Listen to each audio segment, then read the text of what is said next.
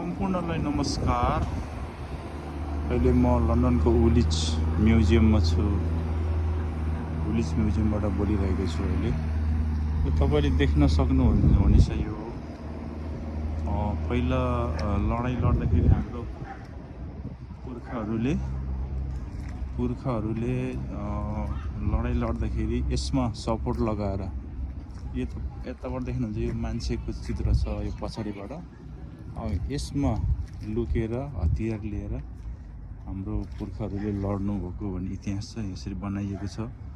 लडाइँको बेलामा प्रयोग गरिएको यो यसमा मान्छे लुकेर यताबाट गन युज गरेको भनेर किंवदन्ती छ। यसमा यहाँ लेखिएको छ र सम्पूर्णलाई लन्डनको वुलिचबाट स्वागत छ तपाईँहरूलाई।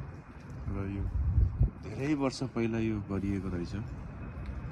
यसरी लडाइँ लड्दाखेरि सेफ्टीको लागि यसमा लुकेर यताबाट लाए पनि यहाँ गोली आए पनि यो छेक्ने तरिकाले कति बुद्धि पुऱ्याएर गरेछ गोराले। यहाँबाट यसरी छेकेर यहाँबाट गन निकालेर यस्तो सपोर्ट लिएर यता मान्छे चाहिँ पछाडिबाट लुकेर ठ्याक्कै यस्तो गरिएको छ। मान्छे चाहिँ यस्तो पछाडिबाट लुकेर यहाँ चाहिँ लडेको भनेर लेखिएको छ। यस्तो यो पछाडिबाट मान्छे लुक्ने, अगाडिबाट किन भन्दा अगाडिबाट हान्दाखेरि यसले बुलेट प्रुफले कलमले छेक्ने भयो मान्छेलाई। र यहाँ जति पनि यस्तो यो गनहरू राखिएको छ यो धेरै पुरानो यसको इतिहास छुट्टै छ। यो देख्न सक्नुहुन्छ।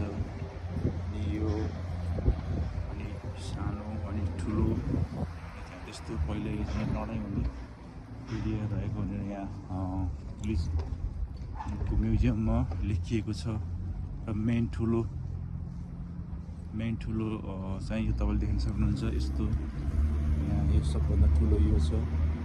यस्तो गनहरू राखिएको छ। निकै नै रमाइलो छ यो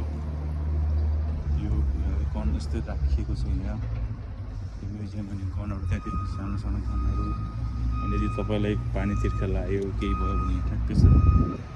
यो पछाडि ठ्याक्क त्योभन्दा पछाडिपट्टि आर्मी ब्यारेक छ ब्रिटिस आर्मीहरूको। यो चाहिँ गन यसरी राखिएको छ। तपाईँले देख्न सक्नुहुन्छ। निकै ठुलो छ।